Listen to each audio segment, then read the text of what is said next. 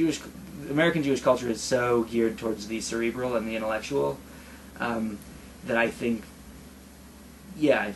frankly, that guys grow up spending way too much time thinking, and so they never realize things that there's a lot they miss. Okay, the Art Scroll commentary on Jacob's system for multiplying his flock. When the female animals would see the rods in their watering troughs, they would become startled and recoil backwards. At that moment, the males would mount them, and they would later give birth to lambs having the same markings as the rod they were facing. It's according to Rashi. Then Rabbi Bachya observes that this concept contains an important lesson.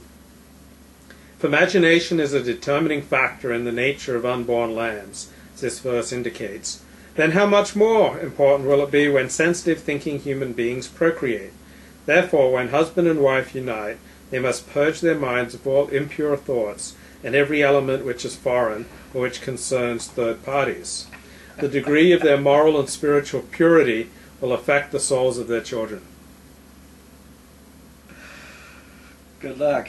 I just think that's a crock. I remember Just reading... imagine like purging your mind of all impure thoughts before, like how would it would then become impossible for a man to perform. It would also become...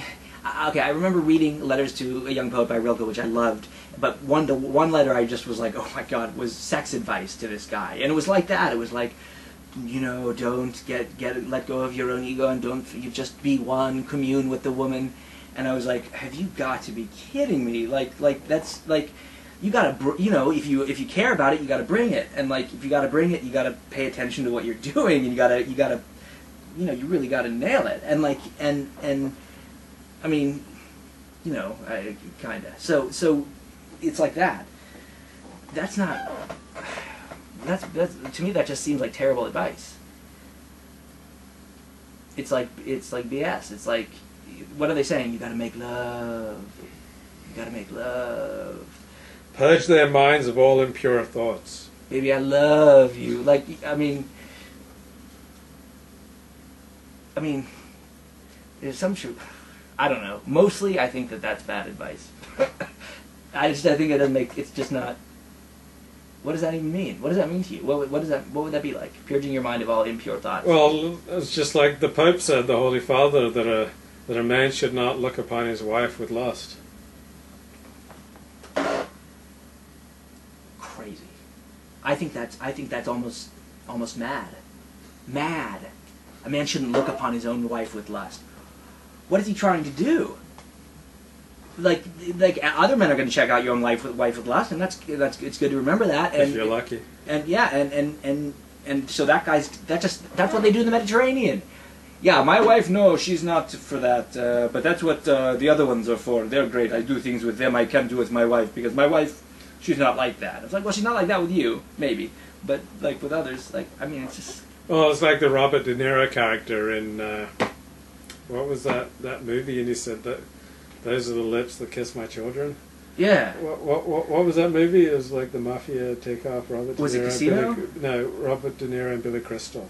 Analyze that. Analyze this. Or that, yeah. Right. Right. And his therapist asked him, why don't you receive blowjobs from your wife? And he says, those are the lips that kiss my children. Right. Well, and you would want your... Yeah. But you want your children to be complete human beings the same way you've got to let your wife be a complete human being. And your wife needs to skank it up sometimes. And that's not bad. Right? I mean, to me, it's just like... This is what men do to women. Like, we try to fit them into... Like, well, you're gonna be this, you're gonna be that. Like, no, they gotta be Rachel and Leah. They gotta be, the virgin and the whore. They gotta skank it up, and they gotta be tender and solicitous. Like, and you gotta let them have room to do all that. After 20 years of labor in Haran, Yaakov left with his family to return to Eretz Yisrael. The decision was precipitated by the clear perception that Laban's family was resentful of Jacob's success. Like Pharaoh and Avimelech before them and countless others since, they were convinced that the Jew was an interloper, that whatever he achieved was at their expense. In a prophecy, God instructed Jacob to leave, and with sensitive concern for their feelings, the patriarch informed his wives and sought their consent, which they gave wholeheartedly. I think there's something to that. I mean, often the Jew is seen as an interloper, and whatever he achieves is at their expense. I mean, Right. that is a very typical canard used against the Jews and used against middlemen and capitalists in general. Right. Well, canard is a strong word. I mean, it's not.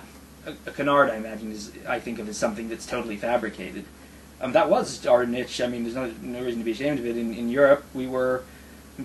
Well, it's a canard that this is that whatever the Jew achieves was at their expense. I mean, the middleman has a role to play that's every bit as honorable as anyone else in the economic cycle. Right. Yeah, absolutely. Absolutely. So it's a canard that the Jews are the interloper, and that whatever he achieves is at their, as at the expense of the host population. Yeah. As Jeffrey, is it Jeffrey McDonald? Oh no, Kevin McDonald. Kevin McDonald. I think Jeffrey McDonald was a murderer. So. The McDonald, yeah. Well, yeah. I mean, I think. Look, you can understand.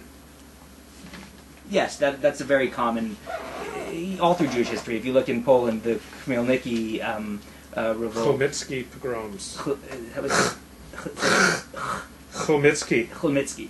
So Khmelnytsky, the pogrom, which is a black event in Jewish history, but for Poles and Ukrainians, it didn't really have anything to do with Jews. It was about asserting the rights of the peasants, and it was because they thought, well, these guys are cutting in on action, and it wasn't just Jews. It was just you can see how they feel that way, because they feel like, well, we're the producers, and these guys just come in and they're not serving a necessary. I mean, it's not right. It's not wrong either. It is wrong. Well, killing people is wrong. The Khmelnytsky pogrom was wrong, but he's soft on the Khmelnytsky pogroms. I'm not. He voted for Obama. I'm anti-killing. I think it's not a good means of conflict resolution. But but Khmelnytsky, it's not surprising to me that he is a hero to people from that area, because. But you can't grow a country and you can't grow an economy without middlemen and capitalists. So it was a delusion to think that the middleman was like taking money at the expense of the peasants. The middleman was playing a role in the economy that was every bit as valuable as the peasants. But it's also a delusion to imagine that you can be the middleman and play the middleman role without incurring resentment from people.